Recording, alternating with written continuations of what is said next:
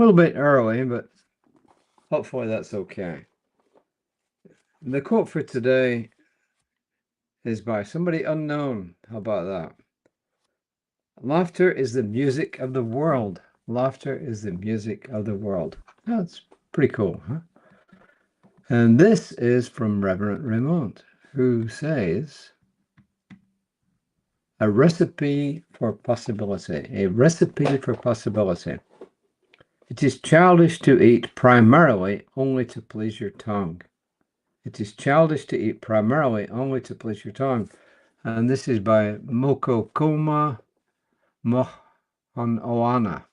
And I've probably made a mess of that name again. So it is childish to eat primarily only to please your tongue. And Mokokoma was actually a South African mystic who passed away at a quite young age, I think.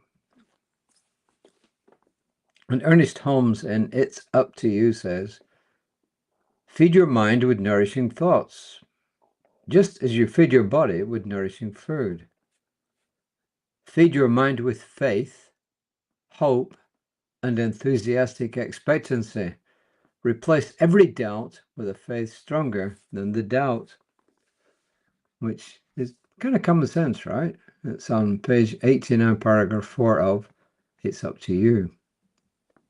And this is Reverend Raymont, who says, how do you make lasagna, a veggie burger, or cornbread? Each of these has a list of ingredients added in a specific order and following a particular process. Many activities we do also follow a process and involve ingredients. What are the ingredients and steps involved in writing poetry, singing a song, interpreting a song in American Sign Language, making a cup of coffee, relocating to a new home, or planning a loved one's celebration of life? Then it says, what about world peace? Do we know the ingredients? Do we understand the process, the preparation, or the cooking time? It says we cannot create something effectively without knowing these things. Then he goes on to talk about his aunt. He says, my aunt Alcia, when she was alive, used to make a fruit cake for my father and for me. No, it was not the typical fruit cake, overstuffed with jellies and unnecessary items. It was a rum-soaked, delicious taste of magic from some faraway heavenly land. She gave me the recipe when I was too young to appreciate it, so I lost it. This is one of my many regrets, and in keeping with today's invitation, I cannot make that fruit cake. Yes, there are thousands of recipes online, but I cannot recreate that version. Why? Because that recipe was hers and it is gone. Then he says, are we gathering the ingredients and understanding the process needed to serve the meal called unity, peace on earth, goodwill to all, environmental care, clean waterways and oceans, emancipation, democracy, equality, and equity? Well, these for starters. He says, are you ready to begin your and our culinary work?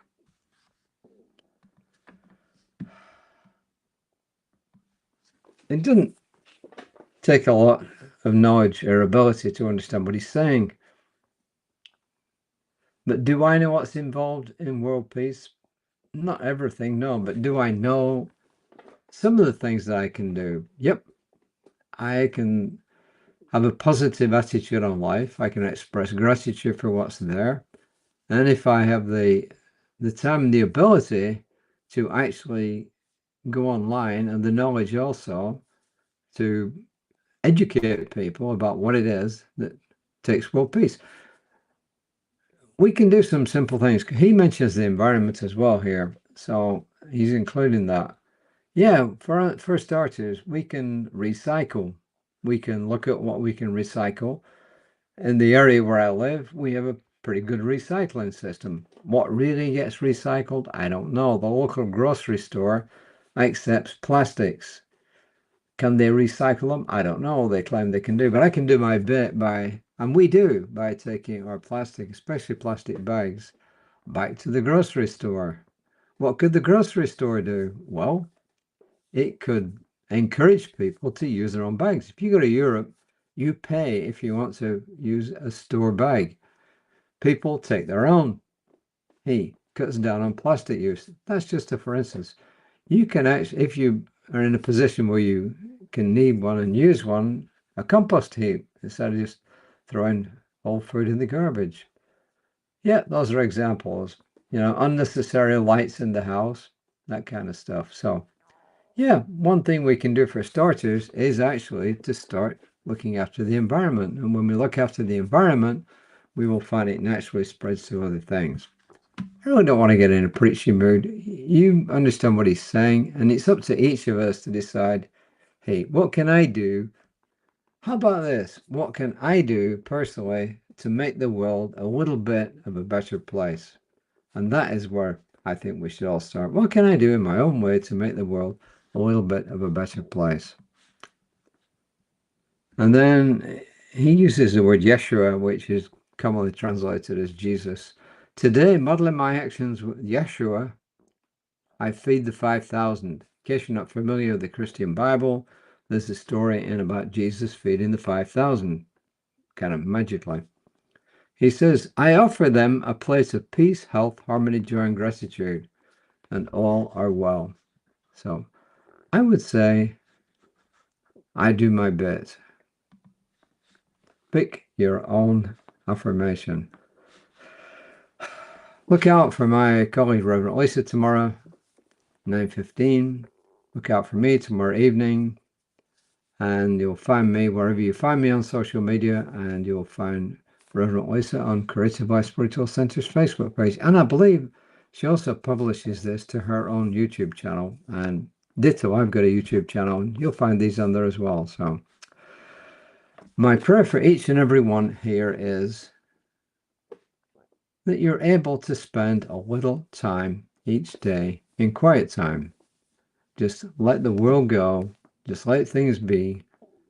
Find 5, 10, 15 minutes, a peaceful time just to yourself where you can be alone and just concentrate on your breathing or whatever you do for your form of meditation. And if you don't know where to start with mindfulness, as we said. When you clean your teeth, clean your teeth. In other words, concentrate on what you're doing and not something else. When you clean dishes, wash the dishes. And this is a big one. When you drive the car, or the truck, or whatever it is, concentrate on driving it. It's probably one of the best things you can do. So, beyond preaching becomes action. The people who preach should actually follow through on their actions. So I should follow through on whatever I tell other people might be a good idea. So until next time, namaste.